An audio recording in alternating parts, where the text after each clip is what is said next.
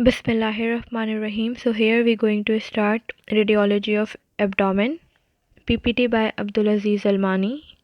Here are the objectives. So what radiological modalities are good in imaging the abdomen, mainly the GI tract? So we have X-rays, जो कि हमारे पास हमारी first priority होती है for abdomen, और GI tract की कोई भी अगर हमें एबनॉर्मेलिटी देखनी है, कोई भी डायग्नोस्टिक पर्पस के लिए अगर हम यूज़ करें तो we first go for X rays के बाद हमारे पास फर्स्ट प्रायोरिटी तो हमारे पास एक्स-रेज़ हो गई। उसके अलावा हमारे पास फ्लोरोस्कोपी होती है, सिटी स्कैन होता है, एमआरआई होता है, और एक एंडोस्कोपी भी होती है जो हम जीआई ट्रैक्ट या हमारे एब्डोमेन के अगर कोई भी ऐसे स्टमक हो गया, बाउल लूप्स हो गए, उनके अगर हमें रेडियोलॉजी देखनी हो कि हमारे पास क्या वहाँ पर कोई एबनॉर्मेलिटी तो नहीं है या फिर कोई और प्रॉब्लम तो नहीं है, कोई ऑब्स्ट्रक्शन किसी भी चीज़ के लिए, we go for these modalities. The question is कि क्या हम अल्ट्रासाउंड यूज़ करते हैं? So the answer is no, we don't go for ultrasound here, because ultrasound में हमें कोई क्लैरिटी नहीं मिलती है।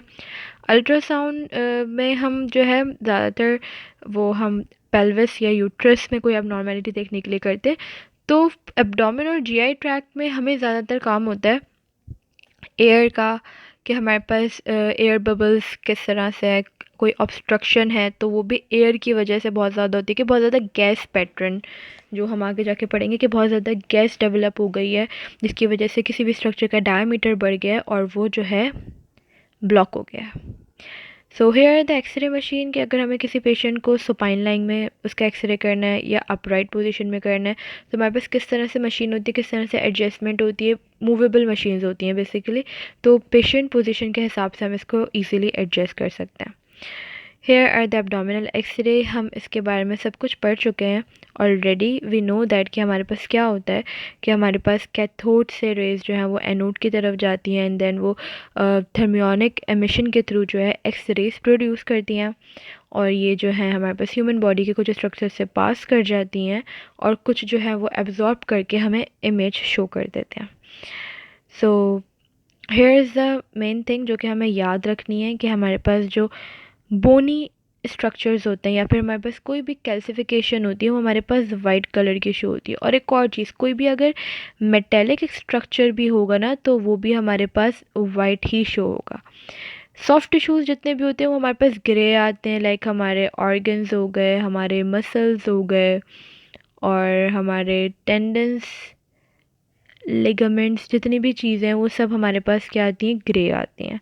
उसके बाद हमारे पास ब्लैक, जो हमारी एयर होती है वो हमारे पास जेट ब्लैक कलर की आती है। दैट मीन्स कि हमारे पास वो एरियाज़ जहाँ पर कोई भी, जैसे हमारे पास अगर हम लंग में देखें तो लंग्स में हमारे पास एयर होती है तो वो थोड़ा सा डार्क ग्रेश तरह का होता है, क्योंकि लंग्स के अपने भी लंग्स टिश्यूज़ होते हैं और एयर होती है तो वो मिलके एक डार्क ग्रेश अपीयरेंस देते हैं। लेकिन अगर जहाँ पर टोटली एयर हो तो वो हमें जेट ब्लैक नज़र आता है।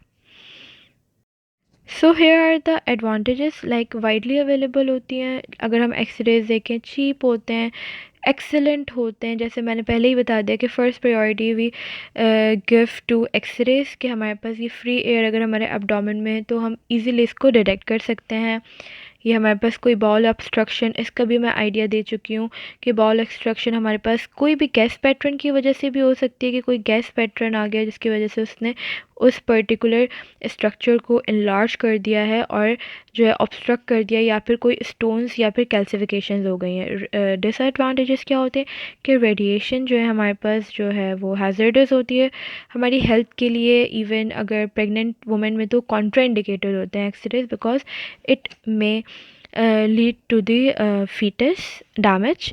इसके अलावा पुअर सॉफ्ट टिश्यू डिटेल्स, क्योंकि पुअर सॉफ्ट टिश्यू डिटेल्स इसलिए क्योंकि हमारे पास जो सॉफ्ट टिश्यू होते हैं इनके लिए सिर्फ और सिर्फ एमआरआई होता है, तो एक्सरेज हमारे पास बोनी स्ट्रक्चर्स और कोई एब्डोमेन में फ्री एयर या बॉल ऑब्स्ट्रक्शन के बारे में अच्छा गाइड कर देता है। So here are the indications कि हमें कब कब जो है एक्सरेज करवाने चाहिए। तो एब्डोमिनल पेन में कोई बॉल ऑब्स्ट्रक्शन हो गई है, स्टोन्स डेवलप हो गए हैं, कोई भी मास अगर हमें फील हो रहा है पल्पेशन में, तो हम देख सकते हैं कोई ट्रॉमा हुआ है या कोई भी फॉरेन बॉडी या सपोर्टिव लाइंस कुछ भी हमारी बॉडी के अंदर इंसर्ट हो गई हैं तो उसको भी। और कॉन्ट्राइंडिकेशन हमारे पास प्रेगनेंसी में हम बिल्कुल नहीं देते because it's not good for foetus. So here is the normal abdominal X ray. अगर यहाँ पे आगे तो हमें एक लेबल्ड इसकी पिक्चर मिल जाएगी, बट अगर मैं यहाँ पर एक्सप्लेन करूँ तो जो ये हमें नज़र आ रही है ये हमारे पास है 11th रिब। ये हमारे पास है 11th रिब। और ये जो छोटी रिब है यहाँ पर जो ख़त्म हो जाती है, जिनको हम फ्लोटिंग रिब्स भी कहते हैं, ये हमारे पास है 12th रिब। इसके अलावा हमारे पास अगर ये एक बॉर्डर हल्का सा शेडी है, अगर इसको देख पाएँ तो दिस इज़ बेसिकली लिवर, उसको मैं आगे भी और क्लियर बता दूंगी। इसके अलावा जो ये स्ट्रक्चर है जो फिर इस तरह से आ रहा है ना थोड़ा गैशियस लाइक, ये हमारे पास है स्प्लेनिक, फिर यहाँ पर आके इसके साथ ज्वाइंट हो जाता है। This is basically splenic flexure. याद रखना ये हमेशा लेफ़्ट साइड पे होता है, और राइट साइड पे जो ये गैशियस स्ट्रक्चर होता है ना ये हमारे पास होता है बेसिकली हिपैटिक फ्लैक्चर। अब ये फ्लैक्चर्स का क्या मतलब है, इसका क्या रोल है, हम वो देख लेते हैं। बेसिकली होता क्या है हमारे पास, हमें पता है कि बीच में हमारे पास हमारी स्मॉल इंटेस्टाइन होती है और बाहर की तरफ हमारे पास होती है हमारी लार्ज इंटेस्टाइन। तो अगर मैं इसका एक रफ सा स्ट्रक्चर बनाए कि ये जो है ना, ये जो पूरा पार्ट ये जो लेबल्ड हो रहा है number 5, this is basically transverse colon, जो हमारे पास लार्ज इंटेस्टाइन का स्ट्रक्चर है बेसिकली। और जो यहाँ पे जो ये एरिया आ रहा है जहाँ पे लिवर इसको टच कर रहा है, this is basically hepatic flexure. जो इस तरफ का जो टर्न होता है ना राइट साइड का, क्योंकि राइट साइड पे हमारे पास लिवर होता है तो राइट साइड का जो इसका टर्न होता है that is known as hepatic flexure. और लेफ़्ट साइड का जो ये टर्न होता है, लेफ़्ट साइड पर स्प्लीन होता है तो this is what we called splenic flexure. तो ये फ्लैक्चर्स को कंफ्यूज नहीं होना कि हिपैटिक और स्प्लेनिक यहाँ कहाँ आ गया। तो this is just a turning point जिसको हम राइट साइड के टर्निंग पॉइंट को ट्रांसवर्स कोलॉन जो बन रहा होता है वो होता है हिपैटिक फ्लैक्चर और other one is splenic flexure.